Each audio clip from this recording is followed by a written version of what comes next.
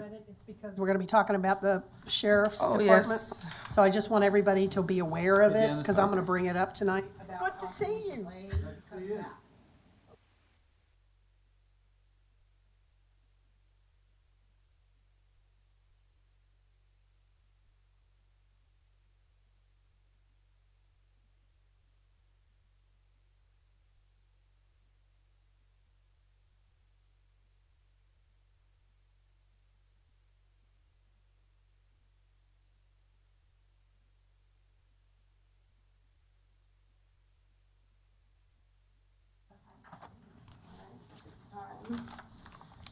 Is there a motion to go into closed meeting?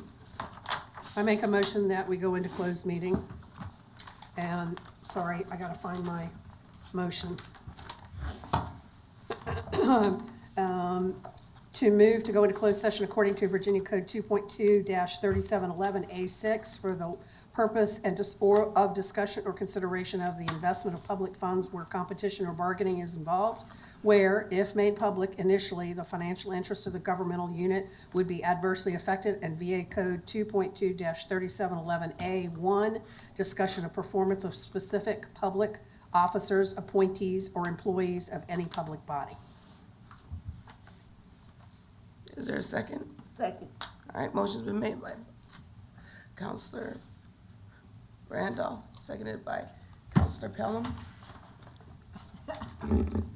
No discussion, roll call. Counselor You can't hear. Denton? Counselor Denton? Yes. Counselor Pelham? Yes. Mayor Bennett? Yes. Counselor Randolph? Yes. Mayor Bennett, you have 4-0, motion Can you passes. put on the record that Counselor Holloway will not be in this evening? She did call to get excused, and also Vice Mayor Parton, he's going to try to make it. Okay. Okay. And Gore will be late, is that, I don't know. She Okay. hasn't texted me yet. Oh, there she is here, okay. or is here.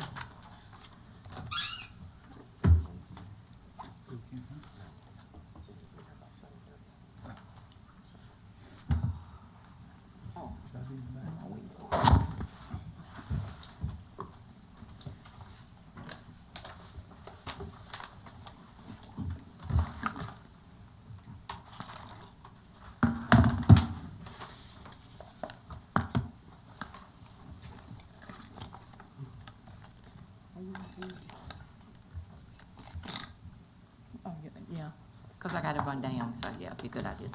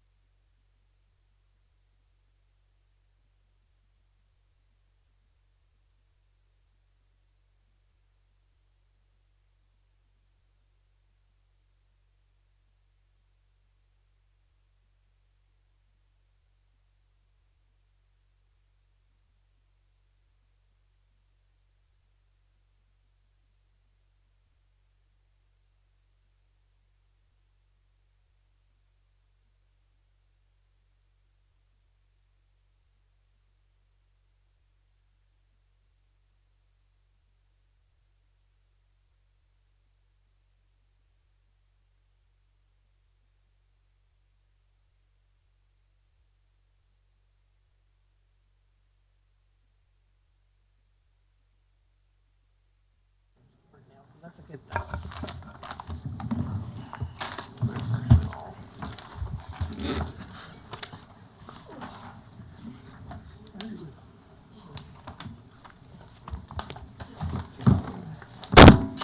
Is everybody out? Where's my agenda?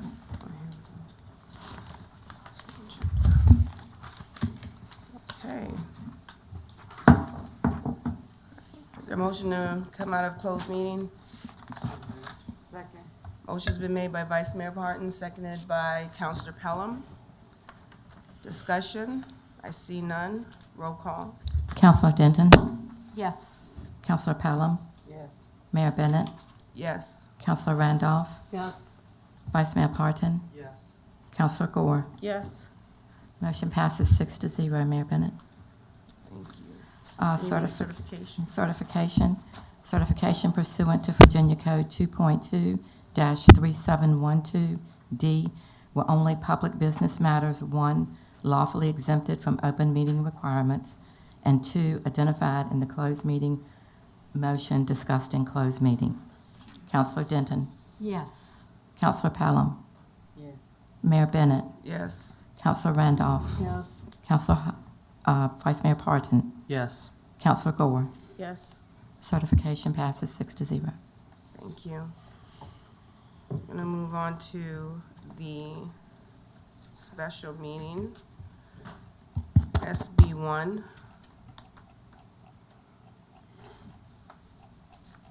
I'm gonna have Sheriff Kephart.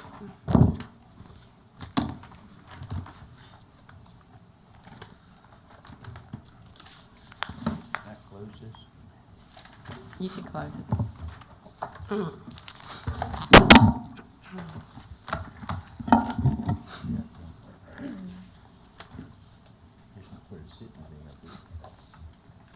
Good evening, Madam Mayor, members of council. We were here the other night to do this, and by your grace, you put it off till tonight, and thank you very much. I know you've got a lot of stuff looking around to do tonight, so I'll be brief. I've got a small presentation. I trust you all have, in your packets, had the memo to the manager about what we're trying to do tonight with the pay increases. Maybe not as evident as fire and police. We too at the sheriff's office have retention issues. It's probably not as obvious because our numbers aren't what theirs are. In the last 2 years, we've lost deputies to jurisdictions over the close jurisdictions, but when they leave, it's because of pay. Most all of the time it's pay. We've got 1 full-time and 6 part-time positions that aren't filled. I won't say that's totally about pay, but that's a huge part of why we can't fill them. We're a young group, as the police told you. I've got 2 deputies on my staff with 118 and 119 years consecutively.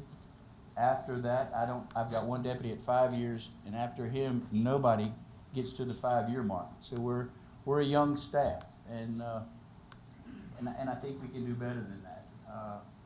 And as you know, I've been around in the last 4 years as sheriff. We've become very, very involved in the community. I think keeping people here longer, it gives them the better advantage to engage with the community, and it gives the community some stability too. I know one issue that I've been doing this for 34, 35 years, and one of the biggest issues that we see, or I hear, our jobs aren't as dangerous as the police, so we shouldn't make as much money as the police do. I'll save that argument for another day. It would take too much time for me to put that into you, but we are different. We're not asking for the same amount of money they get. If this thing that I put together goes through, they're still $5,000 to $6,000 ahead of us in their beginning pay scale. But we're different in that my guys don't work weekends, they don't work holidays, they don't work a rotating shift like the police. So should they be on a little higher scale? Maybe so. But as far as danger, I don't believe so. My guys that you see here have worked, I guess the last 3 or 4 homicides that we've had, my guys have been on scene. Just this week, Wednesday, Thursday, and half a day tomorrow, we're in the schools. I've got 2 to 4 deputies patrolling the school hallways at their request, not mine, because the police can't help them. They're understaffed. They can't just put people up there with the kid with bringing a gun to school. So we're just it's just as much danger for us as it is for the PD. We back them up on calls on a daily basis. I know, I'll go ahead and address two concerns I think that are gonna come out tonight. One is, if us as me as a constitutional officer gets a pay increase for my guys, then you guys feel obligated to give it to every other constitutional officer in the city. Not my issue. That may be true, but that's you guys and them, not me. I'm not here advocating for them, I'm here advocating for my guys. The second one, and probably the biggest one, is the 20% increase that Governor Northam has put forth that he wants to see happen. I don't know when he wants to see it happen. The ink's not even dry on it yet, so to make that part of this issue tonight, I think is wrong. I will tell you that I looked into that 20% increase, and that increase is for baseline entry-level deputy sheriffs. All right, and there is a compression angle to this plan he's got, and what that is $100 for every year of service. Okay, I have 7 comp board positions, and that's all we're talking about here. The comp board, that 20% won't go to any of my city-funded full-time or my part-time positions. It's simply for those 7 people. And out of those 7, 1 is the sheriff, 1's the chief deputy, and 1's the administrative assistant. So now we're down to 4. So only 4 people that affects. Their starting pay at that 20% will go to $42,000. I have 1 deputy that's under that at $39,900, I think. So that's the only increase there for that 1 deputy. The other guys are already above that. Maybe I'm wrong. You guys are probably smarter than me, but I see that 20%, if they give it to us, that you eat that. My guys aren't gonna get that. That just helps offset whatever you're paying already. So and I go back to how new that 20% is. There's some that'll tell you that's just a Hail Mary by the outgoing governor, and it's not gonna have any traction. I don't know, they say he's writing a check that they won't be able to cash. So I'm not gonna go through all the numbers. You guys have that. You see what I've projected it to cost. If you have any questions, I'll try to answer them.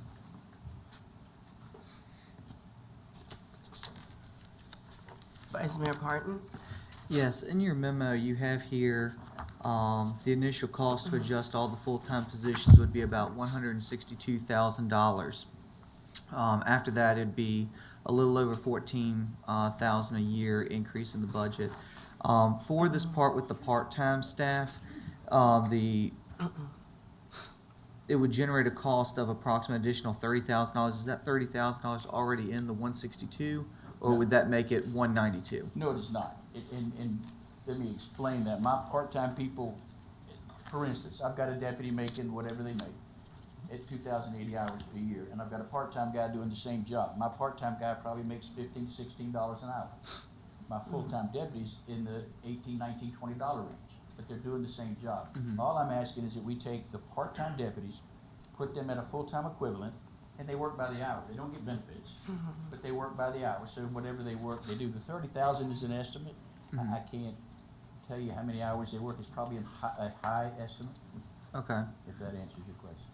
But that 30,000 needs to so I'm just trying to understand for when, we make the motion, is it being part of the is it already part of the 162? Or, okay, so it needs to be an addition to, so 192. Okay. Yes.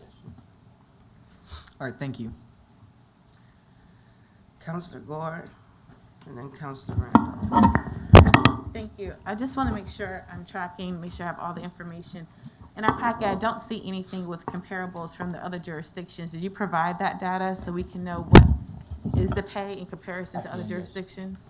Not right this minute, I can't, but I don't No, I have mean, did you provide that? No, I did not. Okay. I would like to see that so we can see the comparison, because we had that with fire and police to see where the number is coming from. Okay. And with this, is there anything in regards to, with police in particular, they're looking at lateral adjustments, and that's also part of the justification for why they ask for a certain percentage. Is there anything related to that with the increase that you're asking for? I don't understand what you're saying. I missed it. It was for experience, so that way they can recruit members that already had experience, and so it wouldn't be a dip in their pay. That is not in my plan. assigned plan. Okay, and, It would price it beyond where it could be affordable. It won't work. I'd be paying frontline supervisors in excess of $90-some thousand a year, and they can't make more than the sheriff, then you'd be forced into increasing the sheriff's pay, which you don't want to do that, I'm sure. well, I don't think we can, right? Do what? I don't think we can. can. Yeah, we can, okay. We could, but. All right, do we so want then, to? because I thought it was like comp. All right, so then my last question is, so can you give us that data so we have it with the other jurisdictions? And then my last question is in regards to this, if this were to pass, when were you trying to make this take effect? January 1st. January? Yes, ma'am. And the reference that you have in regards to what the governor put out, where is that information that you're saying about the breakdown? Because I would like to see that too. Were you saying it's only applied for those positions? My breakdown for the positions that I have, No. When you relate to the governor's, what he has in his budget, you said it would only be applied like $100 for, where is that data at? Can you give that to us as well so we can I look at can, that? I can try to get that for you, but what I'm told is that it's not even in print yet. That's how new this 20% thing is of his. The press picked it up and ran with it. I mean, it's out there, but, his plan isn't even in writing. I mean, I contacted the Virginia Sheriff's Association, and they gave me what little bit they had, but they don't even have it in front of them at this point. It's that new. I provided that printout for Yeah. everybody, because Yeah. I was gonna ask. Yeah, and I got it with my job too, Right, via right. email, and our state reps put it out. So I just wanna, let's double check with that, because I think, You got I an provided email- them, You got an email outlining what the compression was? no, I got an email just saying about the program. That's why I notified you tonight that I was gonna bring it up as well. It was Just sent out as a about- press release from the governor's office. Right. It was About farewell. 20% that he said he could do. Okay. But it's not. and I think That's that not they effective. supposedly unveiled the draft budget. So there is, Yeah. maybe should at be the time something. it looked, there wasn't document, but I think there is a document. Yeah. We just gotta get our hands on that. I And was told the document was probably coming forth today, they thought. Yeah. They weren't sure. Thank you. Again, I kind of alerted you, I was gonna bring this up because, I'm sorry, I don't, know whether this is gonna happen or not, and so, I think it's something that council may wanna take into consideration. Certainly, I would agree, I'd like to see your comparables to, and this isn't different from what we ask from anybody else that comes to us looking for this type of stuff. So those comparables, and then the documentation of where you, well, what you just said to us about the 20% from the potential from the governor, that's leaving. Now, bear with me, because I'm not sure how and what happens when there is a changeover from one sheriff to the next, but can the new sheriff bring in more employees? So he can bring somebody with him that you have openings for? Is that, Yes. okay. So some of the numbers that you have for us for staff, those numbers could change based upon, or did you predicate those on full staffing? My numbers are on full staff. Okay, so even though you don't have full staffing right now, those are the Correct. numbers you And there's provided not- us. In this plan, it does not address the sheriff or the chief deputy. Right. Those numbers don't change. Right. But you based your numbers on full staffing, even though you may not have full staffing. And he can't bring in more than you're allotted, is that correct? Correct. Okay. Just wanted to clarify to make sure I wasn't assuming incorrectly. Thank you. And as far as the 20%, and I think I said it right, it's 20% is given to increase the baseline entry-level deputy position. Okay. And the jail authorities are going to do the same thing. It's a 20% pay increase for the baseline entry-level deputy. Okay. And you said you only have one staff member right now that That will has, be brought to that, whatever that number is. Okay. And I'm told it's 42.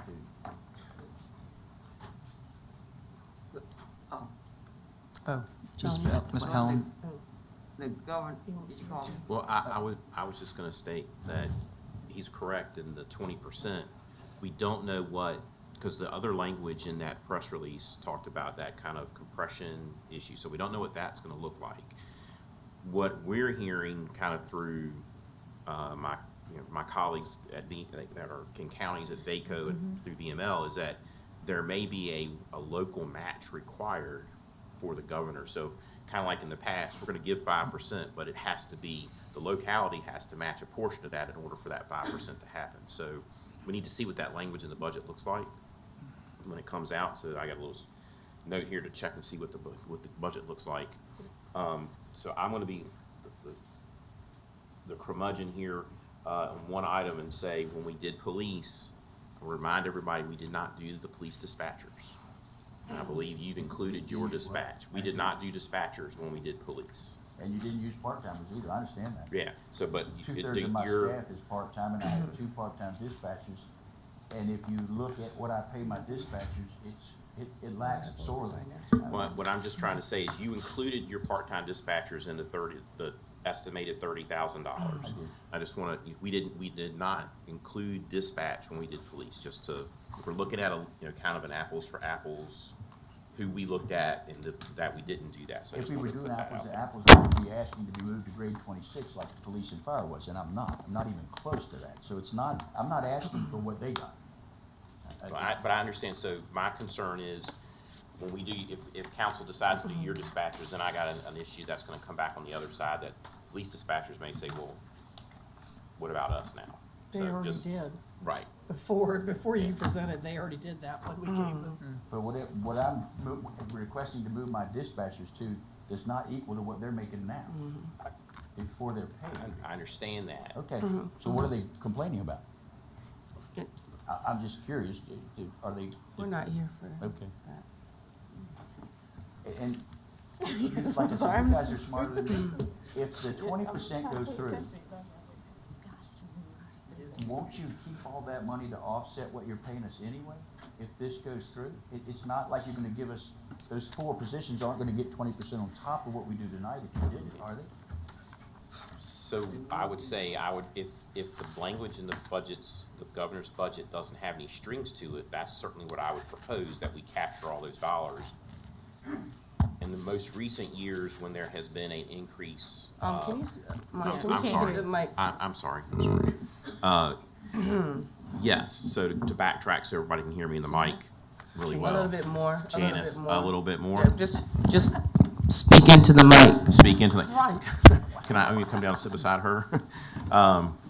So, if there is no Makes a difference. language in the governor's budget that prohibits what we can do, we would certainly look at using the money that came in to offset some of this cost, for sure. If not, if we couldn't use it for all. But in recent years, when the governor has provided a pay increase, they will have language that says, well, the state offices will get a 5% increase, however, the local government has to have money in the budget for a raise also. So we end up footing a portion of that bill, because if the money doesn't come, if we don't give something, then there's no money. So we just have to make sure what the budget language says. And if it has that language, then we can't capture all that 20%. If it doesn't. But if it has that language and you choose not to do it, then the money won't come, so it doesn't Correct. matter. Yeah, but to your point, you're saying 20%, you can capture it all. Absolutely, if we can. But we just have to look and see what the language is and look to see what that offset would be and what we would have to do. Now, if they did this, that may qualify as the raise. And we gave a 2.5% raise this year anyway. We just have to look at the language. That's all I'm saying. We just got to look at the language, look what it says before we can make a decision if we can actually pull back that 20%. So if you had to pay a little bit to capture it, when you're gonna get it all anyway, it sounds like a small investment to capture the whole 20% that you get to keep, but maybe I'm not following that. I think it would be helpful if you explain to the public watching as well, how does the pay for this office typically work? So that way people can understand what you're describing and everyone can be on. So you're kind of like that comp board piece? Yes. So as the sheriff mentioned, I think you said it was 7 positions, comp board positions. Yes. Those 7 positions are fully funded by the Virginia Compensation Board. Those dollars are sent down to the city, and we don't pay anything for those unless we supplement those positions. As the sheriff said, we don't supplement his position. But then the other FTEs and part-times in that office, we fully fund. The city fully funds those.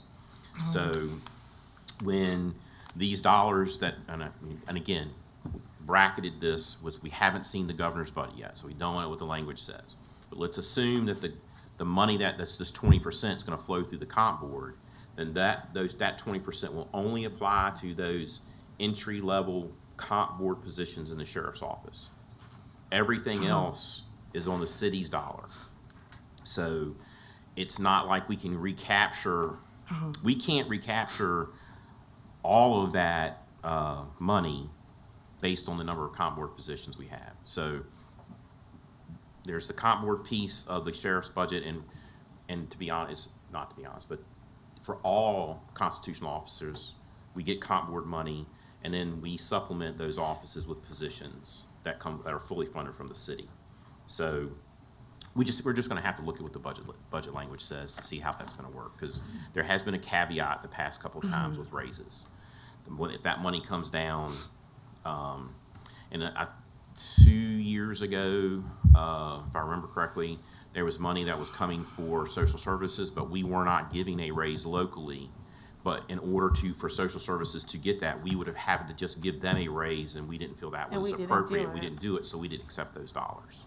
So we just gotta look at that language. We just need to see what that says. So we know what we can recapture. That's all. Does that address your thought, Ms. Gore? Thank you. Counselor Pelham? Counselor Pelham, did you have something? No, yes, I got my answer when he was speaking. Okay. Vice Mayor Parton? I move that we approve. Sorry. Oh, I remember, I move that we approve the pay study or the pay request for the sheriff's department as presented, with the exceptions of removing the sheriff, the chief deputy, the part-timers, and the dispatchers, and beginning on January 1 of 2022. second. Motion Discussion. been made by Vice Mayor Parton, seconded by Counselor Pelham. Any discussion? Pelham. Roll. Counselor Randolph? I know that Steve spoke about dispatchers, and I know that would create an issue, and how if we don't include part-timers, that's 3/4 of the department. Fair assumption. I would rather than do not part-timers to maybe wait 3 months. I know that's not y'all's best call, but to wait 3 months to see what's gonna happen from the Virginia state government side, and then make a decision and include the part-time staff, since so many of his employees, sheriff employees, are part-time, which we're excluding in the current motion. So I'd like to make a substitute motion to potentially put off this vote for 3 months, simply to see where and if the governor is going to actually follow through. And if we don't, by that time, think it is going to follow through, then revote. Motion passes for lack of a second. Fails. Oh, fails, excuse me. It failed. Counselor Pelham, Counselor Gore. You can go first. I don't disagree that we need clarity before we do anything. So I know it's not ideal, but at the same time, we do need clarity. And so I have 2 questions. One for City Manager. Are you also saying that you need to see what's in this budget to find the best approach to handle this? Well, one, I think a couple of you have asked for comps. So I think it would be good to see comps. To see what? The- Comparables from other communities, what those pay is. I don't necessarily know that we have to see what the governor's budget says, because the likelihood is what's proposed is gonna look different when it comes out in the wash at the end of the session. Correct, because it goes to General Assembly, Right, and he can't and control that. then it's all different, Right. So if council wants to move forward, whatever comes out at the end of the General Assembly, then we will maximize whatever we can capture to offset costs. We will definitely do that for sure. But we have no idea what's gonna come out at the end of the session when we're done with the budget, when it gets to the conferees, and if it survives, who even knows? So I think if council's ready to move forward, I mean, we will make do with whatever best we can when the budget comes out, because we're not gonna know. And Unfortunately. so just for clarity for Sheriff, and he doesn't have to come back up if you don't answer, he's just asking for a 2.5% increase? I think what he's asking for is the 2.5, where is he? Yeah. 2.5% increase? 2.5% increase. So if I understand his proposal correctly, he's asking for, in that initial adjustment of 2.5, for the full-time positions is the 162.07. Then he's also asking for 30,000 for part-time employees, correct? Yes, sir. So The that's- 2.5% is a year from now. Right. We're establishing a baseline, and the 2.5% pay, 2.5 is on an anniversary date So, every year. yeah, It's so what- what- It's not 2.5, and then the 2.5 is the same thing Yeah. you did with the. Right, yeah, so, Step But I'm just saying the increases. number is 2.5, that's what We're I'm just saying. not jumping steps today. I got two Right. guys with 18 years' experience. I could jump them to $70,000 or $80,000. We're not doing that. We're starting out in the beginning, and then every year they'll get a 2.5%. Okay, so you're just trying to baseline them out and then do the 2.5? yeah, the Okay, so then we 162. do need to see those comps. Yeah, the 162 is the baseline, and then then I think everybody's trying to fall in line to say, well, what we're looking for is to build into the budget every year a 2.5% increase for Right. everybody. Okay, Can I say one more thing while I'm back up here? Yes. The comp board money, the 20%, it affects one Right. position out of 7 in my department. It's less than $1,000 to get to that 42 that they're gonna put everybody at. No, when I say comps, I mean the comparables to the I other get that. jurisdictions. I got Yeah, that. because we got that from, I would like to see that. So Absolutely. now I understand what you're saying with the baseline, so it makes sense that we need to see those numbers. But the other part is, for clarity, what was the motion on the floor? It was to approve the pay request or pay increase request as presented, removing the sheriff, the chief deputy, the part-timers, and the dispatchers, and to beginning on January 1 of 2022. And to bring back, I'm sorry? make sure we bring it back. I don't have a Yeah. problem with that motion. Theoretically, I would support that specific motion, Mhm. but I do want to see those comparables. Oh, sure, yeah, we can get So that. we could bring, like, I'm going on record, I support that motion. I just want to have the comparables, if we can have it at the, a meeting before December, or January, that's perfect. I just want to make sure you understand, you've said it on your motion twice, the chief deputy and the sheriff are not included in this paper. I thought I'm sorry, I misread it. I didn't see the word not. So you just know what But are we yeah. bringing to everybody I just want to else? make sure that we have it also in there because we didn't do that for the police and fire departments Right. as well. Right. Well, the other thing is, March, Yes, ma'am. Mr. Altman, where is the dollars coming from? So that, Before we make a decision as well. Right. And any decision we make, we can always, I guess, postpone it with the idea that it'll be retroactive for the 1st of January. That helps the decision-making. You know, we can approve it. Oh, and then fix the page, yeah. Yes, I mean, we need more if those that need more information, we can postpone it I think we until, huh? Honestly, I think we approved the last one, then we came back at the next meeting with an actual formal resolution Yep. for A it. budget Right, amendment. that's what Yeah. I'm saying. I think we Yeah. can do that. But I need to know where would it be supported in the budget for the this year, next fiscal year, I mean, January as well as the out years. well, so for the current year, let's say it's effective January 1, just for argument's sake, we would have to go to the unassigned fund balance, same place we went for police and fire, Ms. Gore had asked, so when we discussed police and fire, the number in unassigned was $7,203,072. Police and fire was $619,328, which leaves available $6,583,744.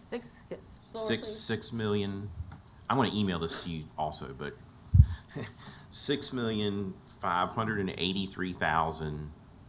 $6,583,074.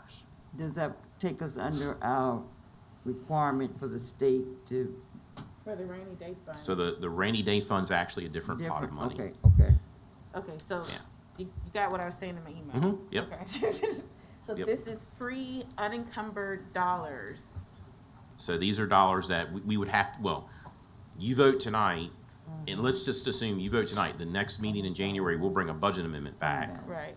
to And make then- that happen. No, but I'm talking about this 6 million. The $6 million is available to be used. Checking it, okay. And I have my finance director sit in the audience, and he can nod his head. Are you done? And what will be the annual increase with the 2.5 if this is adopted, like we did the, So in his memo, if I'm correct, it indicates it's a $14,000 increase annually at 2.5%. That's just for the first year. because- Well, yeah. Well, that would, yeah, first year and then the next year, you're gonna build on, that number's Right. gonna build. And you, Ms. Pelleman, asked, where would that money come from? Well, we're gonna have to go to the general fund and budget that every year, just like we're gonna have to do that with police and fire for the upcoming year.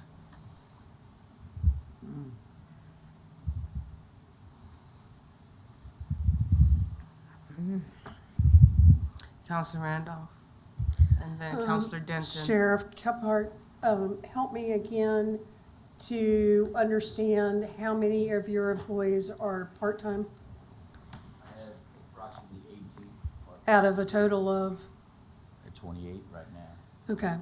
And we're excluding them from, and that's including your 2 dispatchers, Correct. okay? 2 dispatchers. And I know, and I understand why we're trying to keep it consistent with how we did the police, but the departments aren't consistent. And so I have a problem if we're gonna give pay raises, not giving it to the full-time sheriff's deputies that are deserving, but they're part-time and not gonna get it. So that's just the I comment I wanna understand. make. When you say they full-time or they part-time, they're part-time. what does that mean? They're full-time or part-time. And the motion is made to only fund the full-time positions. And he's got 16 deputies, is that correct? That are, is it 16? And 2, we can, and he's told us he has 2 dispatchers, but there's 16 deputies that are working part-time that won't get anything from the motion we're making, right? That's correct. Okay. There's 6 or 7, or 6 of them are on the interstate, and then the other ones are in the courts. Was this brought to us prior Count- to the budget session? Hold on. Counselor Denton after Counselor Randolph. Okay, I'm go done, ahead. thank you, Sheriff, appreciate it. All right, Just want to clarify. clarity. The motion that you made, Vice Mayor Pardon, was for the one, for the full-time positions to fund the 162,000 Correct, but and not to fund the 30. correct, and you're taking out the dispatchers as well because we didn't do police dispatchers. I have a problem with that. Yes, I do too. Okay, I mean, these part-time all right, I'm happy to change it to server rate probably part-timers. more so than the Please change it Yeah. to full-time. part-timers. All right. Do you accept the friendly Yeah. amendment? Would you, Yeah, we can, would yeah, you include that? yeah, I'll be And, happy to include part-timers. Counselor Pelham, would you second that to include the part-timers? Yeah. Okay, So you're just taking the part-time and putting them in it instead of taking them out of it? yeah, so now the only people that are excluded from this is the sheriff, the chief deputy, and the dispatchers. Okay. Yep.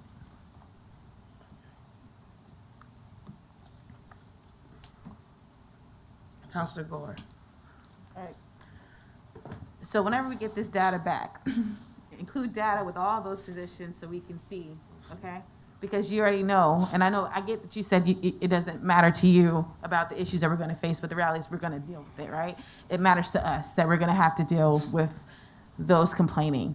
And so we need to have as much information as possible for when that time comes, with these comparable numbers. So include it for your part-time people and whoever else was just added. Just the part-time was just added. I said whoever else. You can't hear me? You can't hear me? Oh, okay.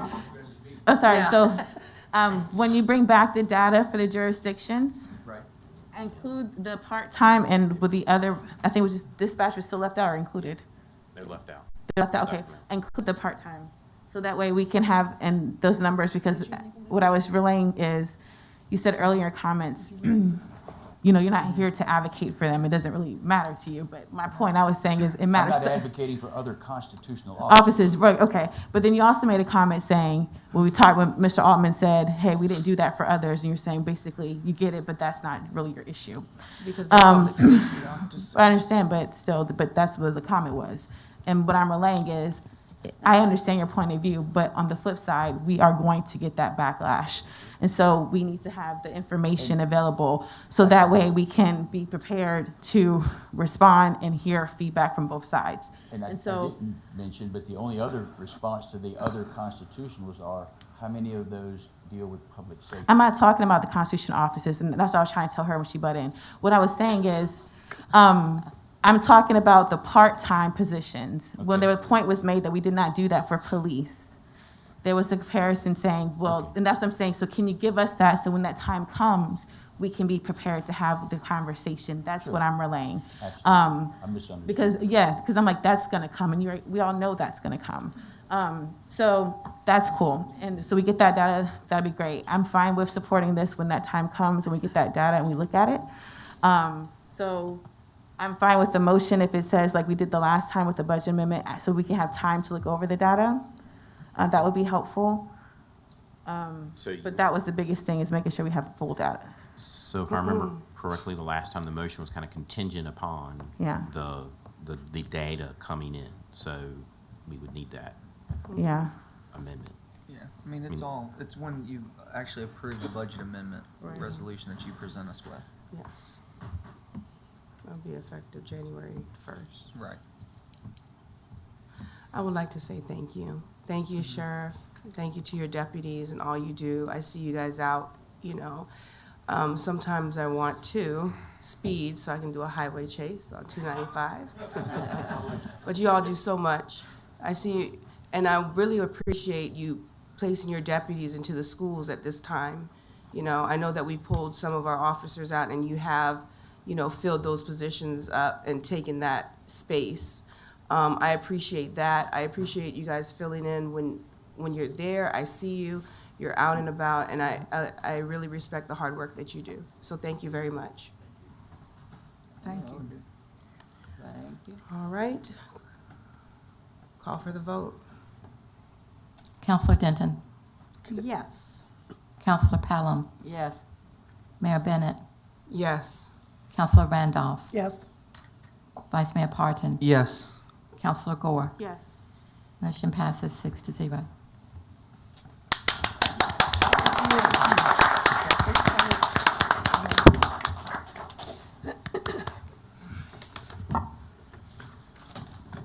Mr. Watson, how are you?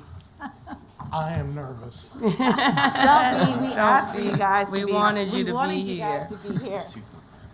I've been working on this for 3 months, and Monique can tell you probably 6 hours out of my You're day. talking to Mike, Mr. It's been a lot of work. There's a lot of information here.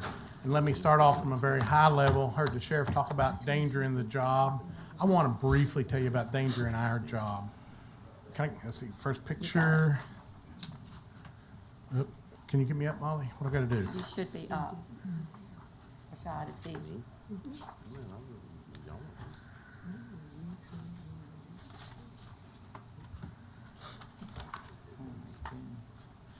Yeah.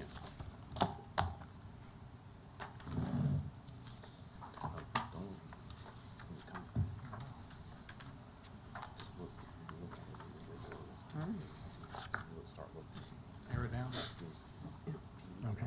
All right, I got it. I'm good. Thanks. I think the picture typifies what most of you think about when we do dangerous jobs, and it is very dangerous. Our guys, these guys here, work 12-hour shifts during snow. They work 12-hour shifts when we don't have snow, when they're promising snow. They go off and leave their families. They come to work here. They sit and wait for snow. When snow hits, they work around the clock. There's rarely a one-day event. It's usually 3 and 4 days. They go off and leave their families to fend for themselves. They work 12-hour shifts, go home and try to get enough rest to come back next day and do the same thing. So snow removal is dangerous. They can drive off the road. We have trucks go in the ditch regularly. I shouldn't say it regularly, often. And then, steep roads, they can lose control of their trucks. So it's a dangerous job pushing snow, and then we have people to interact as well. So snow removal is one aspect of it. Our folks do most of their work in the traffic. They have to guide people around us, and every day they steer people around us. We're risking someone not seeing our barricade, seeing our sign, and running over one of our guys. It is a dangerous job. They have to work with their heads up, paying attention to traffic every day. So it is a dangerous job. We operate dangerous equipment. We operate chainsaws, power tools, backhoes, end-loaders. You're not looking, you easily hurt somebody or kill somebody with this equipment. We've had several people, and since I've been here, have to go to the ER. One guy, we prayed that he would live through the event. We go out and find blood in the street from a head wound, it scares the hell out of you. So our job is dangerous. We just don't get TV shows made about us. So it is a dangerous. Most of our guys work from heights or they work in a trench. You know, we had one guy fall from a ladder, break his arm. So these are dangerous jobs. They don't make the headlines, but it is dangerous. We had a situation where a fire truck fell off a jack. If the worker had been under the truck, he'd have been dead. Fire truck hits the ground. So it's a dangerous job, and our guys have to take precautions. They let their guard down, they can easily get hurt or killed. So it is a dangerous job. And finally, our guys are responsible for the safety of the police, fire, and school buses. So our mechanics have got to be on guard, not do anything wrong, and keep everyone safe. When the police are in fast pursuit, our guys have to make sure the brakes work and the steering works. So that's to paint a picture of how dangerous our job is. So in preparing my salary study that y'all have heard that I'm still working on, I reached out to 6 localities, and eventually they all responded. I was pleased with how most of them are in line. I mean, you know, there wasn't a lot of variation, so we had to match jobs up. But what we did have is most of our guys, especially our senior guys, are 10 to 20% below their peers. And that's because of salary compression. I have 7 out of 9 supervisors working at entry level. They have over 9 years experience on average, and they're at entry level. So when I hire somebody new, I can't bring them in at any more than entry level. So the whole darn department's entry level unless you've been here forever. That's the nature of the beast. Salary compression, I can't hire someone more than their supervisor. That would cause terrible inequity issues. So anyhow, I did my study, and I found that my supervisors are the worst hit, but also a lot of my other crew, and you can see it on table 1, where that they pair up with the others. So we do have a deficiency issue in pay. Second table shows my organizational chart. I tried to make it bigger, but when I did, it just gets distorted. As you can see, the blue lines are all the people on our, what I call the boots on the ground team that are working at entry level. As you can see, it's about 60% of my staff on boots on the ground team are entry level pay. Which now gets into in my write-up, I talk about all the issues challenging us to retain people and attract. We can't attract qualified people because we can't offer more than entry level. We get somebody in here 4 or 5 years. You heard it from the police department. We got to offer them entry level. So we're not going to attract anybody away from anywhere else, even though they got experience. Well, you're entry level. So we might give it a little bit of a bump, but I can't pay them more than the guy beside them or the guy above them. So that's one of my challenges. That's what I hope to fix tonight. So anyhow, the numbers, are there any questions on table 2 as I'm blowing through it? Okay. Table 3, I think it's important we point this out.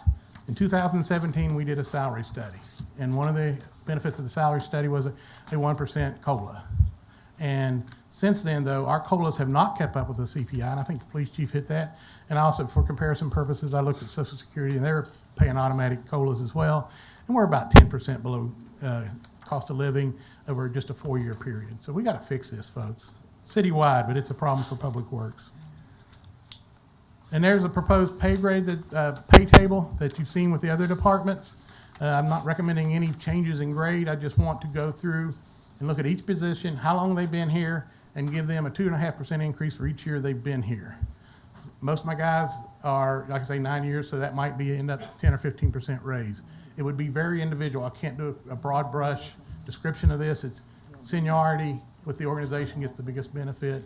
Now, to those who came in making more than entry level, which would be my mechanics and some of my building technicians, they start from step one, and if they've been here 3 years, then they probably wouldn't get a raise because the 3 years wouldn't get it up. But if they've been here 10 years, they'd still get a raise. They would put them on the step level commensurate with their experience with the city of Hopewell. And on summary, that's most of the things I described. One of the other things I'd like to say, I have a five-person management team. 3 people on this team are entry level.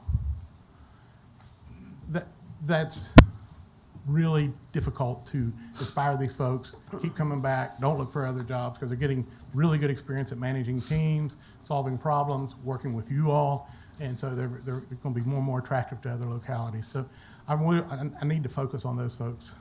But I want to keep everybody. I want to be able to attract good workers. If we do that, then Public Works will shine. And our 20% vacancy rate, my 20% vacancy rate will go down. People will stay. We have more than our share of people who come in and can't cut it. You know, they oversell themselves in an interview and they just don't have the qualifications, and we had to find somebody to work for entry level. So we have a lot of revolving door at the first years of service here. Now, we have loyal workers here. And I just say we're testing their loyalty. You know, they come here. I've asked some of them, why do you still work for Hopewell? And they say, I love my job. I love the people I work for. I just got to feed my family. Mm-hmm. And and let's keep those people. You know, they'll outlive us. Let's keep them here, and let's get the younger guys seeing a career here in Hopewell. So I think that's most of it. My request is my plan, and the plan is in your write-up for City Council, the CAF. And it's basically very similar to what the police asked for, I believe, and that's certainly open for discussion. And I think that's it. Any questions? Councilor Gore. Thank you for having a detailed presentation for us. Okay. I'm very excited about this. And I also want to thank Councilor Parton, because at the last meeting, when we had to move the sheriff's office over, he came over and asked if I was fine with it. And I said, as long as Public Works is on the same agenda. They've been waiting for a while. And so I thank Councilor Parton for backing me up on that one. I definitely want to say that you guys are the department that's underrated. You get overlooked all the time. And one of the reasons why we advocated for you to be in the discussion with public safety was because whenever something happens, you are the guys that we call. And when a tree is down, we call you. When we have an event, we call you. When a building needs to be fixed or whatever, we call you. Mm-hmm. Water leak, we call you. Yep. And so sometimes when you're in those positions, people don't really value your worth because they're so used to relying on you. Yes. And so forgive me for having sharp questions on this side, but we always do stuff for public safety. Usually when it comes, it's always outside the budget cycle, and they usually get whatever they ask for. Let's just be honest. That's usually how it works. And so Public Works, again, to me is really important to support, especially during these times when what's going on with the coronavirus and people are losing their jobs, people have to leave their jobs.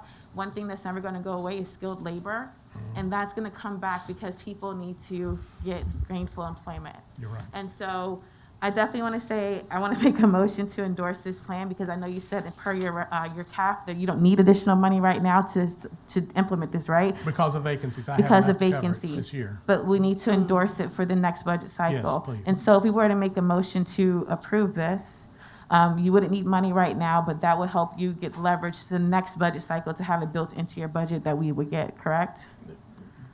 Whatever gets us there. Let's do that. I'd like to make a motion to endorse this plan to be effective immediately. And, well, January. I tried to slide it in there. January, and to support the proposal for FY 22-23 to be in your proposed budget for council in the next budget Councilor cycle. Gore, I know during the motion period it's not enough time for me to talk, but I got to say, We do programs, and our You say admin men staff. and women? Pardon me? Can you say men and women? Well, yeah, I'd like to be able to say men and women. I have a couple women on our boots on the ground Women team. out there? Yes, ma'am, and that's what I'm getting ready to say. Our admin staff is an integral part of our programs. Oh, you don't have any women working? Okay, so we have a Okay. vote on the floor. I'm sorry. We have a vote on the floor, excuse me. I know. Counselor Denton, you have a question? No, It was seconded by Pelham. I It was just, seconded by Pelham. Motion was made and seconded. and second, okay. I would just like to say that this group of people, I could not think more of. This summer, when I was driving around in my nice air-conditioned car, I would see them out on the roads working, trying to fix leaks in the street, cutting grass, doing everything out in 100-degree weather.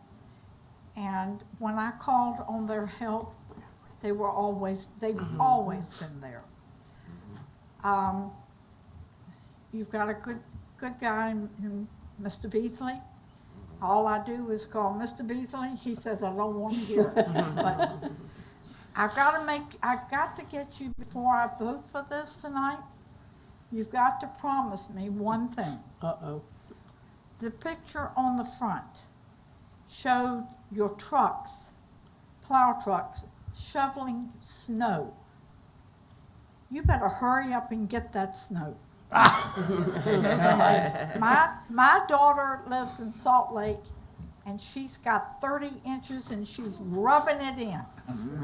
So I want to see you all out clearing that snow. But thank you very much for what you all do. And there is a young lady, I don't see her here tonight. Is she here? What's The her hardest name? working, strongest young lady I have ever seen. She's putting up tents like she's showing these men up, that's all I'm saying. So I appreciate her. So thank you all for what you do. Thank you. Vice Mayor Parton. I'm just going to keep my comments real simple. I think you all know how much I love y'all. And all I can say is this is certainly well deserved. And please continue to do everything that you all do. And when you start doing more work around and I catch you, I'll still bring you cookies and everything. Hey, Janice and I fed him. We didn't Counselor bring Pelham. cookies. We fed him. Counselor Pelham. Yeah, sentiments exactly. Thank you for all the work you do. I'm not a baker or cooker, so I'm Me sorry I either. don't do that. Shouldn't even say cooker, right? Well, I eat it. Did you say cooker? I don't cook, I don't bake, but I do eat, so, but I do appreciate all the efforts you put out throughout the city. And, God bless you and, continue to work. And I'd also like to thank each and every one of you. I see you out cutting trees. Ward 7 is beautiful. Thank you so much, and you keep us safe. With Except that, the leaves. I don't see any, excuse me? We need a leaf picker upper, that's what the city meant. We got the They finest know one the right man over said. there. Well, I They gotta pay though, I that's think what another Mrs. issue. Pelham would like is free leaf pickup. I'd have to, I do have to say one instance, Should they be did free. come and cut the tree. It was like within seconds. They blocked the road off. It was safe. The detour, knocked the trees down where Woodlawn Park is and that garden that we have. Also the trees on Old Iron and Courthouse. I mean, I see you guys everywhere, like everywhere, but I mostly stay in Ward 7, and then I go to Bojangles. That's it, back and forth. So thank you for everything you do. This is well-deserved, and I'm so glad you brought this. I'm so glad Councilor Gore made sure that this happened. All right, thank you. Call for the vote. Thank you, Dr. Watson. Counselor Denton. Counselor Denton. Oh, me. You better say it's time. Counselor Pelham. Yes. Mayor Bennett. Yes. Counselor Randolph. Thank y'all. Yes. Vice Mayor Parton. Absolutely, yes. Counselor Gore. Yes. Motion passes 6-0.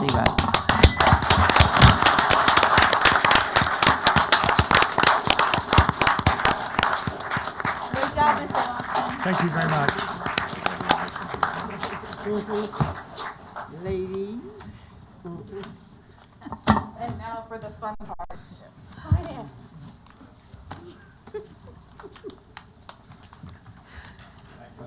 Thank you. Thank Yeah, you. go ahead. Good night. Thank you so Good much. night. Thank you, Mr. Watson. Merry Christmas. Overtime. Merry Mele Christmas, Kaliki yeah. Maka. Mr. Watson, Merry Christmas.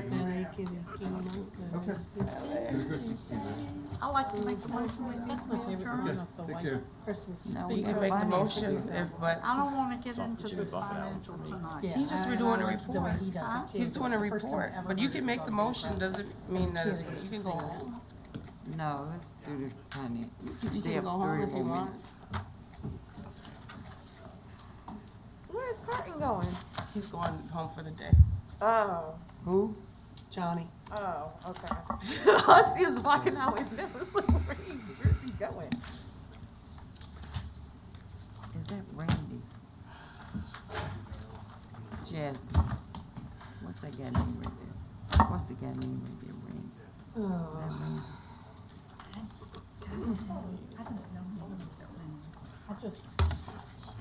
I just know them all. Jasmine. What's his name? Randy. Yeah. It is. I thought it was, but I wasn't sure. Now we gotta get some economic development to pay for all this. What time we have to leave? 5, 6, 7, 8, or 9:30?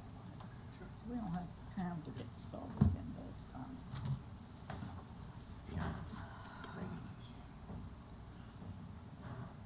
What are we doing?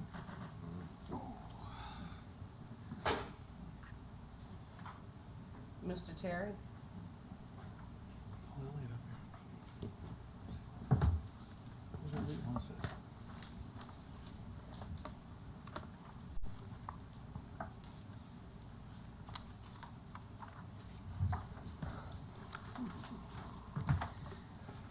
Good evening, Council. I'm Michael Terry, Finance Director, and we are going back to the November 9th meeting, and we had gotten all the way through Section 1, and we'll be picking up on Section 2. But I'd like to go back because we had a few updated sheets that I was asked to update if anything information occurred. So I'd like to go back and just quickly point out to you all the items in Section 1 that have been updated. Can you give us a page number, please? Yes, ma'am, certainly will. The first page is, who was that? The first page is page 5. And this is related to water renewal. I requested management there to provide me with an updated status on where things would land at, and what you have in red and yellow is the updated as far as doing the status credit refunds. So they have projected that they were at 90% complete, and they estimate that the 17th that they will be completed. For 19 and 20 and 21, they reworked the estimated completion dates, and that's what they gave us as the time that they believe that they will have those in order. This for the CAFR? No, this is for credit refunds. In a way, it is for the Okay. CAFR, but Okay. it's for the credit refunds. And of course, just a memory jog, according to the agreement, it is that this is supposed to be done at the end of the audit, but what we're trying to do is improve on the internal operations of the city so that it can be done monthly actually, and just be current. So this is to get us current for 2019, 2020, and 2021. And then we'll compare that when the audits come out and making adjustments thereafter. That's what will happen with that. The next page, that's, Mr. Terry? Can you tell us the Well, give me money one amounts? second. I'm gonna ask council if they're Oh. okay with right. asking questions during the presentation first. Yeah, 'cause I can't remember all the questions I want by the time you finish. All right. Just ask Mr. Terry. Go ahead. That's no, can you put some dollar bill behind the refunds, or do you know? The credits, is that money wise, or, yeah, that, as far as telling you what that will be to report that, not the one you say gonna be finished 2 days from now? You know how much that, No, I do not have that information, but I certainly can get that and get it emailed out through the but in city. the future, if there we get a credit or refund for something, can you have the monetary amount beside it? Okay, will If do. you know it, if in anticipation, if you know. Okay, thank you. Yes, yes, ma'am. Let me make a note of that. This is the refund that will be given back to industry, right? Yes, Yes. Okay. Well, it's They a, give it to us, it's an offset, actually. yeah, it's not actual money changing hands. It's a credit to their account. Okay, so the next page is page 9, I believe it is. Yes.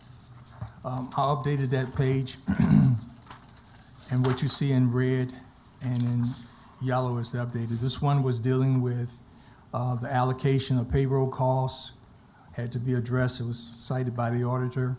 And the first item that's in black above the first red and yellow says that the city of Hopewell implemented the Munis payroll system on July 1, 2017, and prior to implementation, CBS processed the city payroll. I believe there was a question asked if I could elaborate on it, and I did at the last meeting, but now I'm putting in the text so you can see. So it reads, prior to the implementation of the Munis payroll system, CBS provided a general ledger journal report, and this report was used to enter manual journals for the allocation of payroll and payroll costs across the funds. And then the second item was that the benefit costs for employee had not been allocated correctly through Munis payroll for fiscal year 2018.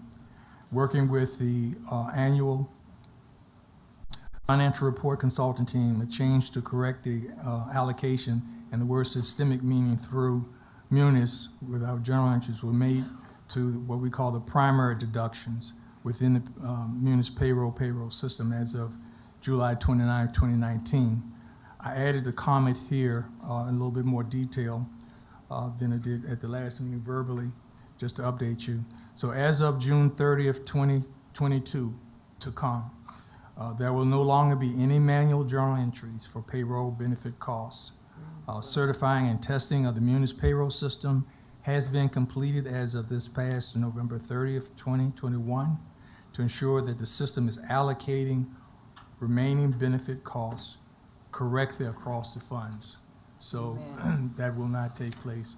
And if you don't mind, I'd like to regress back to a question that was asked to me by Councilor Randolph, and it was a very good question. I just was still trying to figure out how to best address it. So we put it out that we've done this now, we've tested it, we've got it in place, we've done it. But from June 30th, 2018 to now that we've done it, yes, there could possibly be the option of the auditor to want to cite us again. But here's what I want to say to council that is important. The auditor that did this only had a 1-year contract. So most of the time you have an auditor that is 3 or 4 years. If you can demonstrate to that auditor that you're making progress on that original finding, he may just simply say repeat finding, or if he's insistent to put it in there as a repeat finding, then we as management have the same right as saying, we now have corrected that, and that goes all into the management reporting. So you will probably see it in the finding, depending upon the auditor that we get on board with us, and they will have to use their own professional judgment whether they would want to say it's a repeat finding or just look at what we have done, test what we have done, and just decide not to mention it again. But that was a question you asked. I want to make sure that you know that that's the way the process works. That's the way it Who's works. doing our audit now? Ma'am? We haven't did the RFP. No. No, He sent out a draft. We haven't supported the RFP going out yet. no, no. You approved the RFP for the auditor. We haven't approved the RFP for the fraud risk assessment yet. When did we do the one for the auditor? Because I thought it expired in December, and I remember us asking for draft language so that way. We provided that to Right, in y'all, the and email. y'all approved But we it. voted on that? Yeah. What meeting? I'm Can't not being remember, but funny. we- Can you send it to Yeah, me? we Because put I it don't out. remember I think doing it was that. one of the November ones. put it out. Maybe it I'll have wasn't to when I look was back, president, because and I don't can recall send it, voting on though. that. I can send you the vote and look back. Okay, and see. thank you. Okay, so this thing with the payroll, how does this factor into, because I've been asking for a very long time, why do we do manual tracking of people's hours and leave? And why everyone is not on the same system. So, because if I remember correctly, like there's a really antiquated way that payroll is put out from the departments. And even even overtime, all those things, just like Excel sheets, and they're sent to Kim, and Kim has to manually enter all those things in. Is that how it's still working? Because it was set up like that at one point. And police does their own thing. They send it, like it's a big. So, I'll use us for an example. We do, I sign off on my timesheet, but that's entered in by Debbie into Munis, into the payroll system. We are going to, in some of the weekly updates, there's I can't remember the name of the program, but there's an extension that we're, like, Public Works and others are using that puts theirs in there. At one point, it was just So, feeding into Munis, so yeah. now everybody's stuff is feeding into Munis? Yes. Yeah, we're not not everything doesn't go to Ms. Hunter anymore, and she has to manually enter everybody's. Each department enters their own time into the Munis payroll system.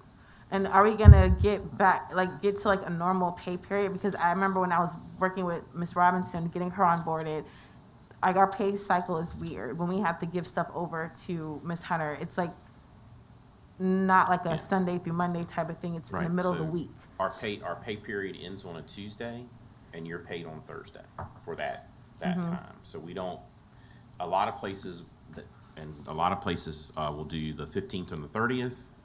Some places you get paid once a month.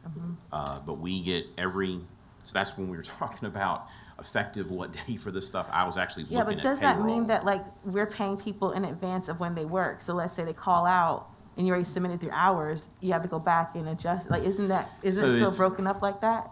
So if we input payroll, let's just say I'm out or something, and payroll gets put in, and I thought I was going to be here, but I ended up getting sick that day.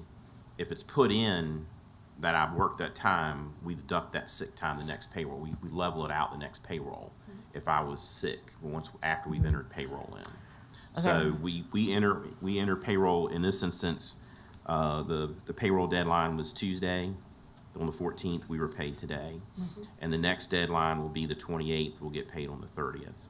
A lot of places, so what we're getting paid for, it's actually a little bit, we're getting paid for the time we just worked. Some places you're getting paid for the time you worked 2 weeks ago. Yeah, like my job, Yeah, so it's, when I Most worked. places are, Yeah, like when I worked in- 90% of places are Yeah, like when I that. worked in So why Powhatan, don't we were we getting do paid that? monthly. That's what I'm saying, it's backwards. Yeah, we were getting paid monthly in Powhatan. We were getting paid for the previous month when this month ended. So why don't we do what normal people do? Because that creates less problems. Yeah. So we're actually, what this does though, for people who work overtime, they are getting paid for the overtime they just worked. They're not getting paid for the overtime they worked 2 weeks ago. They're getting paid the overtime they worked in that pay period. And just to be clear, overtime is only when you work past 40 hours for Yes. every department. Correct. And if it has to be pre-approved. And it has to be pre-approved, Yeah. okay. And- And because I know that even, one of the reasons why Ms. Palmer and I kept asking to talk about the HR manual, which we're gonna do when, with this whole thing, the other item comes up, is because how we lump in PTO and sick leave, you can't separate it out when people depart, so people could be getting paid for sick leave, and you don't usually should get paid for sick leave when you leave. But we don't have sick leave. But you do technically, but it's all in one lump sum. It's all paid time off. It's all paid time off. We had a vacation and sick system, and in, what was it, 06, 07, when we made the adjustment, we went, it's all paid time off. So when they're out sick, they take a PTO day. Yes. Yeah. Okay. We had a period when we transitioned that you still had banked sick that we had to spend down or ultimately, when we got there, because it was a liability on our books, we paid people out. But We I just thought that bought it. was still causing issues. No, That's why I'm bringing we it up. haven't been on sick and had that in years. No, I'm talking about the lump sum PTO, No, because that came up we- with this whole thing too.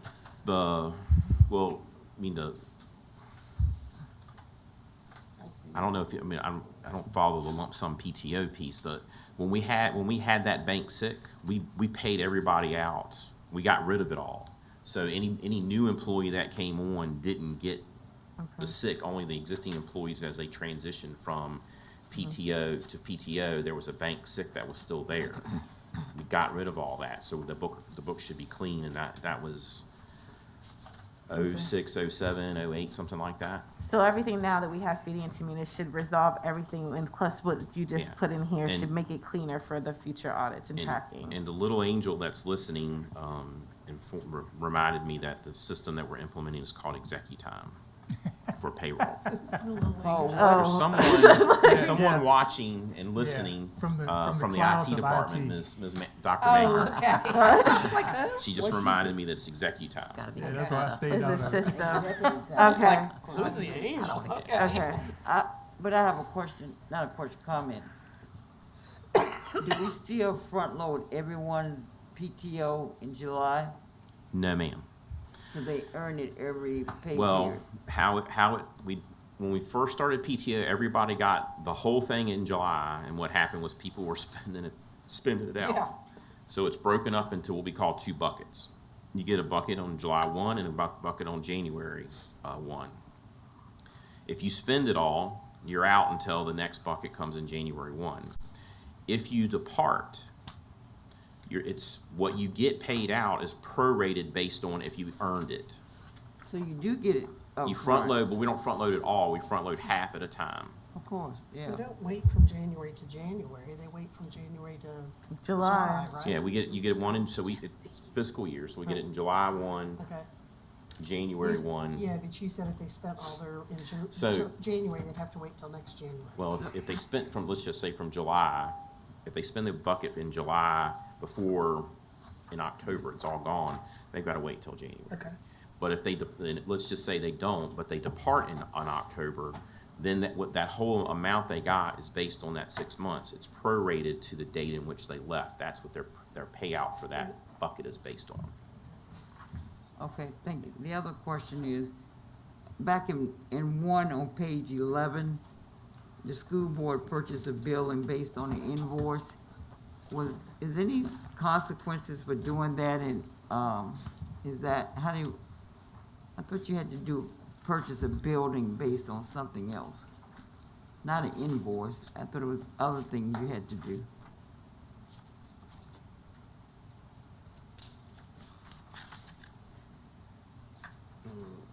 So you're talking about on page 11? Yeah, Page 11, yeah. This is the school board recorded a wire, treasurer recorded a No, no, wire on school behalf of board- the school. no, here. School board Building recorded the acquisition. building acquisition. Yeah. They purchased a building on the invoice. Okay. Expenditure is an It's invoice. not that, I gotta use it I thought now. when you buy a building, you have to get something approved, like, I thought they didn't procure it the right way, and I think that's what she's Yeah. asking. you know, of course not. You can't buy a building on an invoice. So how do we Because they can't correct acquire that? property on their own. Right. So what happens? I think, I think I know the building we're talking about, which is Yeah. No matter around about the corner. building, we Yes. need to correct it so it doesn't happen again. But Right. Mr. Cherry snuckled, so he must have a response for me. Yes, ma'am. You're very observant. If you recall, we didn't have 30 findings. We only had 1 finding that could be applied to both schools and the city. And it says that we need to do an entity-wide, and that has 2 meanings. The schools need to look at how they do their practices within their own domain and correct those. And the city needs to do the same thing with their internal controls and how things work. And then we need to come together and look how we interface, meaning the treasurer, the city, and the schools, to make sure that things like this does not occur particularly if their internal procedures prohibit it. It should never have gotten that far. So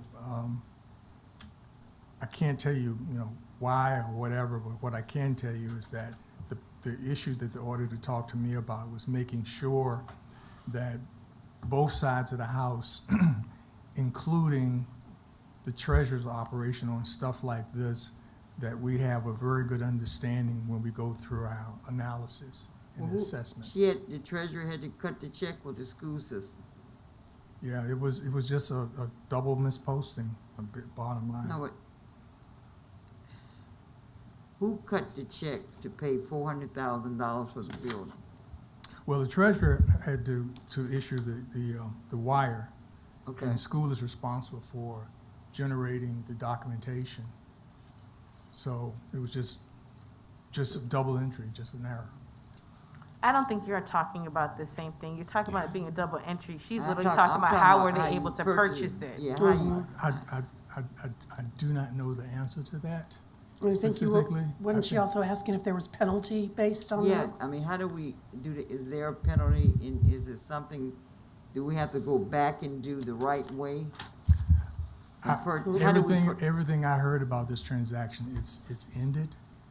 To be fair, schools, we would have to talk to schools, and that's why I said I really do not know whether there were any repercussions. I don't know whether they got any notifications.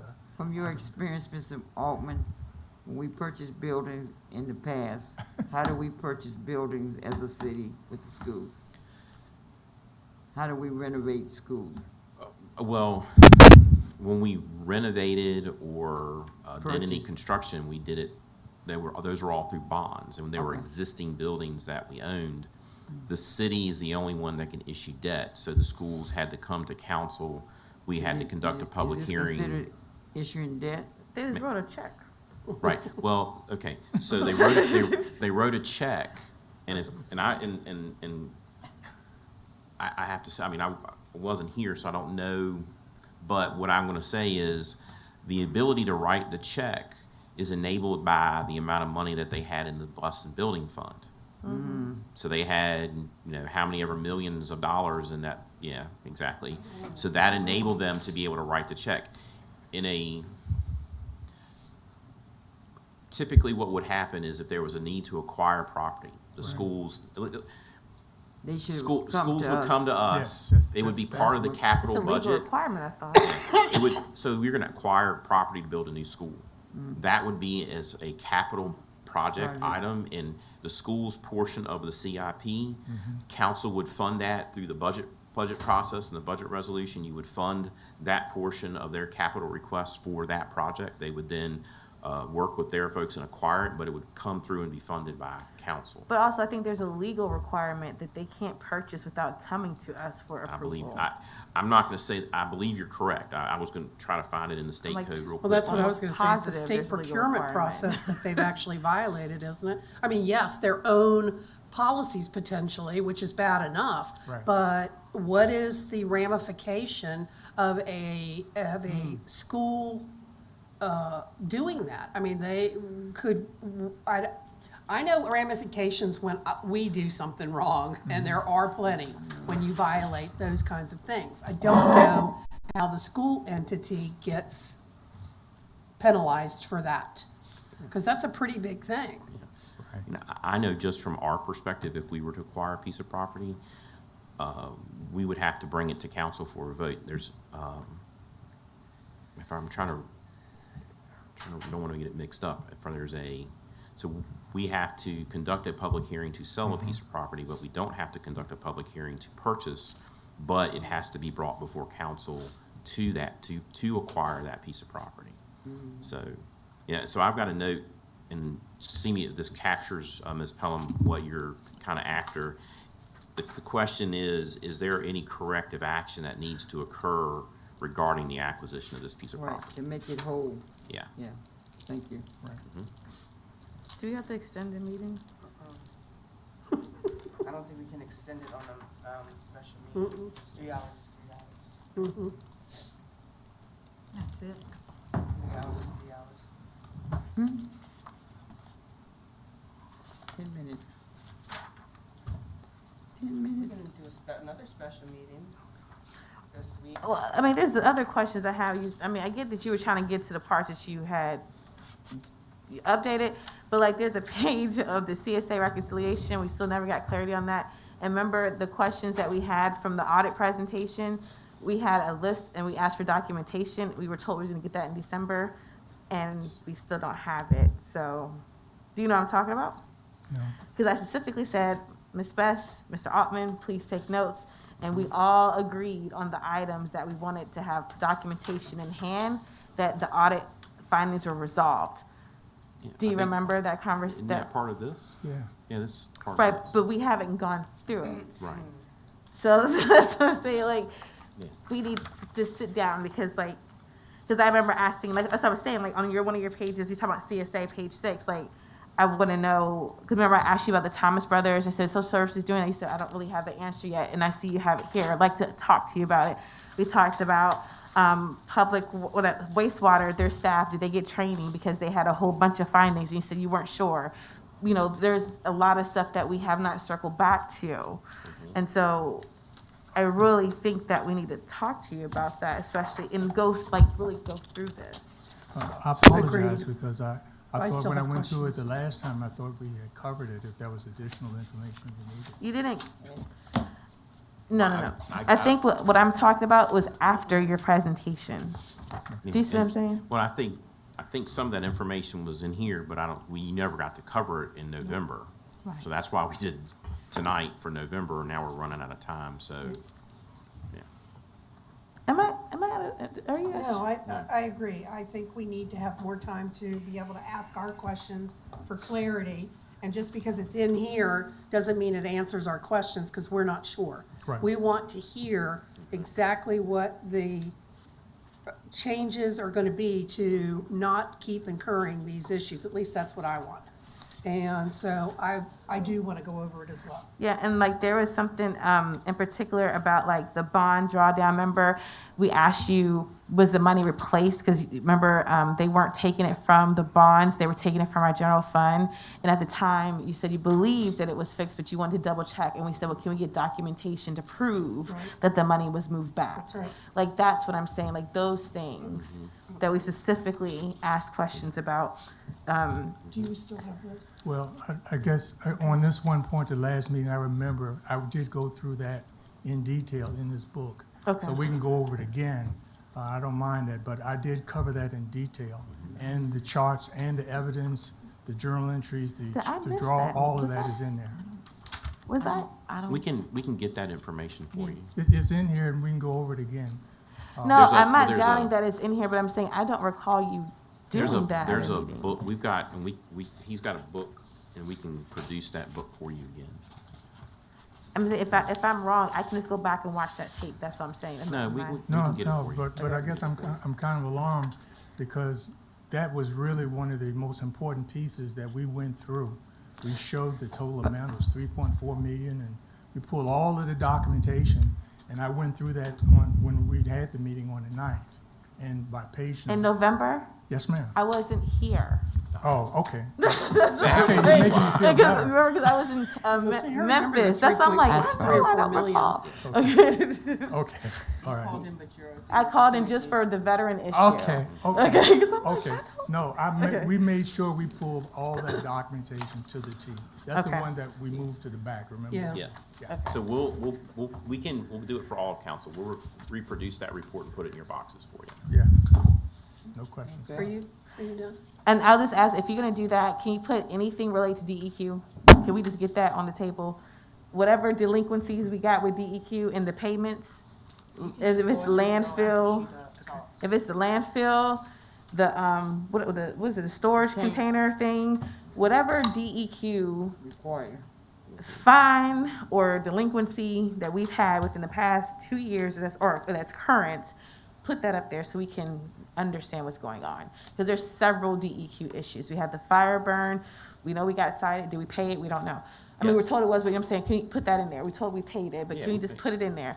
We know there's issues with the landfill. Are we compliant? What did it take to be compliant?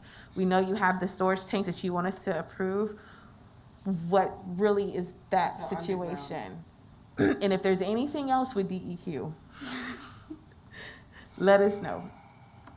Or any other delinquencies we have that have a financial obligation that you guys are aware of, just to make sure we're all on the same page, no matter the department. I'd like to make a motion. No, I have one thing, I get to speak, sorry, and then you can, it's really quick. Sorry, I knew where you were going. I just wanted to ask, we've talked through some of, for 3 years during these audits about the change of our billing system to go, from a third party to be taken in and What are you done. talking about? Are you talking about the wastewater? Yeah, that's I'm the just only making one sure we're that doing. It's That's clear, it's the wastewater. Only one that I know of that we're still thinking about doing or saying we're gonna do. Please tell us when that's gonna happen. Cause we keep saying, oh, next year, oh, next year. So, one So- of, there's 3 pieces of that bill. So, one of the, I wanna get with the, whether it's Mr. Eliades or the interim or the next attorney, so we can get in place doing the stormwater fee billed on the real estate tax bill. And that will take one of those pieces out, so that would be, you would do that with the first half of the next real estate tax, so that way everybody, the property owner will pay that as part of their real estate taxes, and therefore we won't have the I'm just gonna ask you, cause I know that. He just added to that same Yes. presentation. Can you Yep. just All right. give us a written plan, bullet point plan Gotcha. with what you All I gotta heard was do, wah, when wah, you think you're gonna do it, and dates. Gotcha. That's all we need. Now, can I do it? I'd like to make a motion, the meeting be adjourned.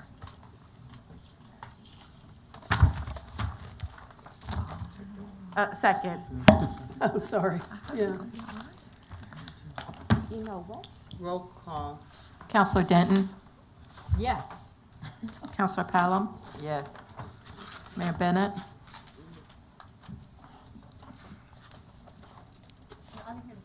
Mayor Bennett, Of course. Counselor Randolph, Yes. Vice Mayor Counselor Gore. Yes. What are you talking Motion about? adjourned. Who made that motion? Denton. I don't know. Who made the Mrs. motion? Denton, Who seconded it? Ms. Gore. Okay. She wanted to know, did you second the motion? March, whatever you said that you was gonna give to us, can you give it to us via email too, please? Oh, okay. Thank you. Is that what you asked for on the financial stuff, or Well, the book, and that was gonna put, everything that we is said that we what put in you your, want, the book? what we said we were gonna put in your box. Yeah, make copies of, you want an email. Okay. Gotcha. I just wanna make sure we're all clear on what he's sending us. Cause I wasn't, so that's good.